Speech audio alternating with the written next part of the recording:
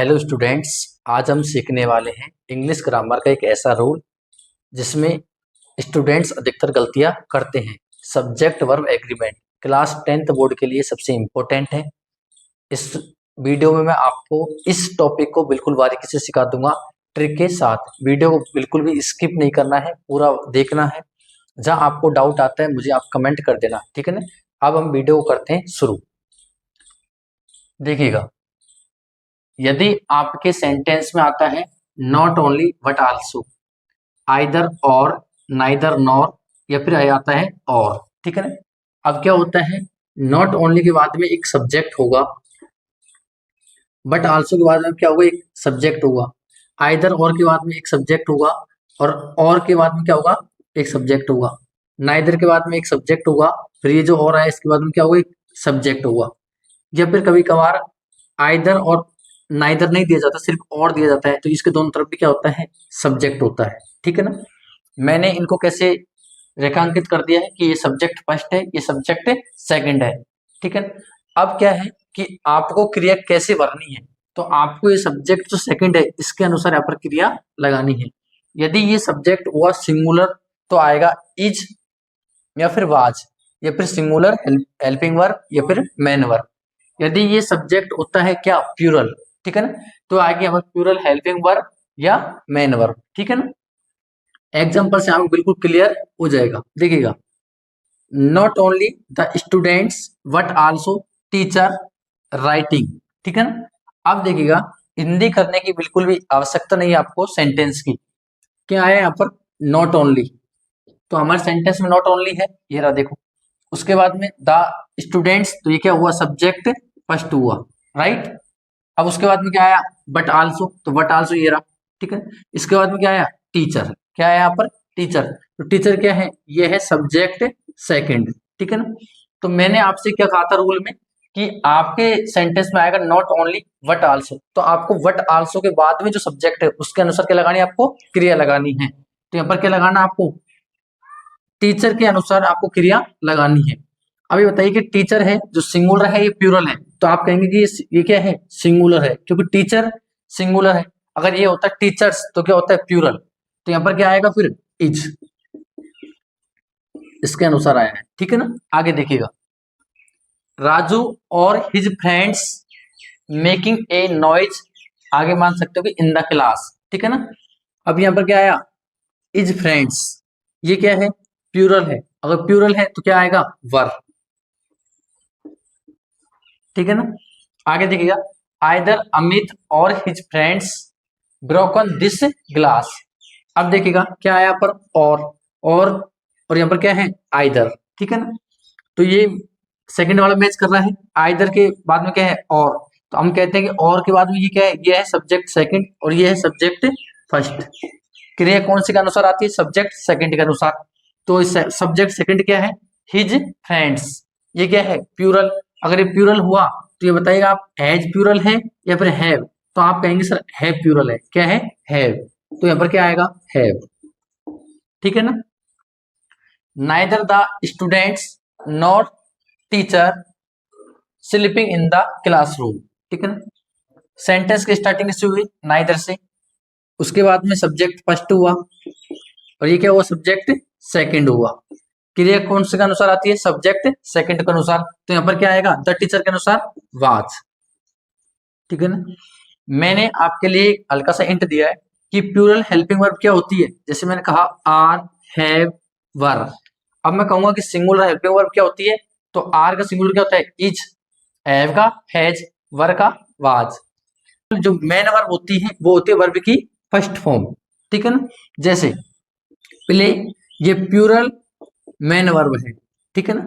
सिंग, dance, कहने का मतलब यह है कि क्रिया की जो फर्स्ट क्रिया होती है, first form of the verb, वो हमेशा प्लूरल होती है, और जिस क्रिया के साथ में एस या ईएस लगा होता है वो सिंगुलर क्रिया होती है। जैसे मैं फिर भी आपको बता देता हूँ, एक मिनट एग्जांपल देखिएगा। जैसे मैंने लिखा यहाँ पर प्ले, तो प्ले क्या है, वर्ब की फर्स्ट फॉर्म, तो मैंने कहा कि वर्ब की फर्स्ट फॉर्म क्या होती है, हमेशा प्लूरल होती है, ठीक है ना। और मैंने कहा प्लेज, क्या आ गया, एस, तो मैंने कहा कि जिस क्रिया में एस या ईएस लगा होता है वो क्या होती है, सिंगुलर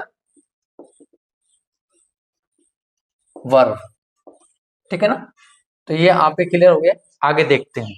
मैंने लिखा यदि आपके सेंटेंस में ये शब्द आते हैं all, many, several, few, a few, the few, तो आपको हमेशा प्लूरल हेल्पिंग वर्ब लगानी है या प्लूरल वर्ब लगानी है, ठीक है ना।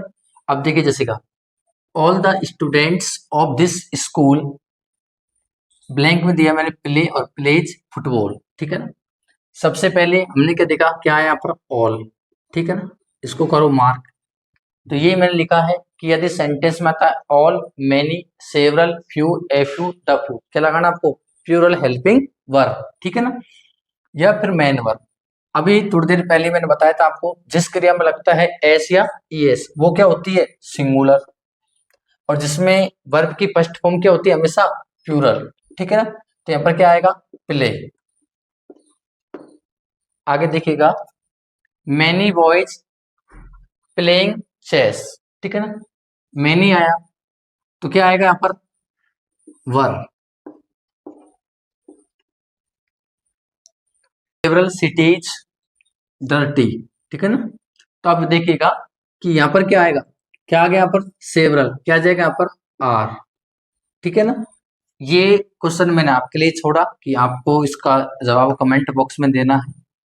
आगे देखिए इसमें एक विशेष नोट है, उस पर जरूर ध्यान देना चाहिए आपको कि मैनी के बाद में यदि आता है ए क्या होता है, आर्टिकल, या आता है फिर एन में क्या होता है, आर्टिकल। कहने का मतलब है मैनी के बाद में अगर आता है ए या एन, तब आपको हमेशा सिंगुलर वर्ब का प्रयोग करना है, ठीक है ना। जैसे many a man arrested, many, देखो मैंने इसमें भी मैंने लिखा है लेकिन इसके बाद में ए नहीं है, लेकिन यहाँ पर मैनी के बाद में क्या है, ए। जहां पर भी मैनी के बाद में ए या एन आता है, क्या लगाना आपको, सिंगुलर। तो बताइएगा वाज और वर्ब में कौन सा सिंगुलर है, आप कहोगे वाज, ठीक है। मैनी एन एक्सीडेंट सीरियस, तो मैनी के बाद में क्या आया, एन, तो यहाँ पर क्या आ जाएगा, वाज, ठीक है ना। आगे देखिएगा मच के साथ हमेशा सिंगुलर वर्ब आएगा, मच, मिल्क, सोल टुडे, क्या आया यहाँ पर, मच, तो मच के साथ में क्या आएगी, हमेशा सिंगुलर वर्ब। अगर सिंगुलर वर्ब आएगी तो बताइएगा इसमें वाज और वर इनमें कौन सा सिंगुलर है, आप कहोगे कि इसमें वाज है, ठीक है ना। Much noise being made in the class मान लीजिएगा, तो यहाँ पर क्या आएगा बताओ, इज आएगा फिर आर आएगा, आप कहोगे इज। आगे देखते हैं इसी कड़ी में, यदि आपके सेंटेंस में आता है each, every, everyone, everybody, someone, somebody, anyone, anybody, no one, nobody, none, either, neither, तब आपको हमेशा सिंगुलर वर्ब का प्रयोग करना है, चाहे वो हेल्पिंग वर्ब हो या मेन वर्ब, ठीक है ना। जैसे each boy sleeping in the classroom, ठीक है ना, क्या है यहाँ पर, ईच। मैंने ये आपसे अभी कहा था यदि आपके सेंटेंस में आता है ईच, एवरी, एवरीवन, इस तरह के शब्द आते हैं तो आपको क्या लगाना है, हमेशा सिंगुलर हेल्पिंग वर्ब या सिंगुलर मेन वर्ब, ठीक है ना।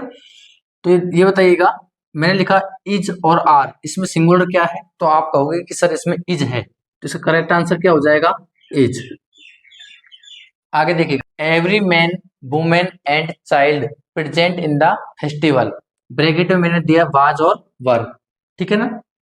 तो सेंटेंस में क्या आया, एवरी, एवरी आते ही तो मैंने बताया कि क्या आएगी, सिंगुलर हेल्पिंग वर्ब या मैन वर्ब, तो यहाँ पर क्या आएगा बताओ, वाज आएगा या वर्ब, तो आप कहोगे यहाँ पर क्या आएगा, वाज, ठीक है ना। एवरी स्टूडेंट ऑनेस्ट, क्या है यहाँ पर, एवरी, तो यहाँ पर क्या आ जाएगा, इज, ठीक है ना। ये सेंटेंस मैंने आपके लिए छोड़ा, इसका आप जवाब कमेंट बॉक्स में दे सकते हो। यदि वाक्य में बोथ एंड का प्रयोग हो तो हमेशा क्या आएगी, प्लूरल वर्ब आएगी, ठीक है ना। कहने का मतलब है कि बोथ के बाद में भी एक सब्जेक्ट होगा और एंड के बाद में क्या होगा, एक सब्जेक्ट होगा, ठीक है। लेकिन बोथ जब भी जहां भी बोथ आता है तो ये हमेशा प्लूरल का भाव देता है, इसलिए यहाँ पर हमेशा क्या आएगी, प्लूरल वर्ब ही आएगी।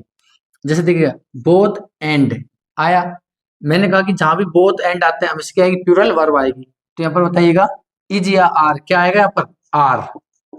तो सेंटेंस क्या बना, both Ramesh and Mukesh are my good friends.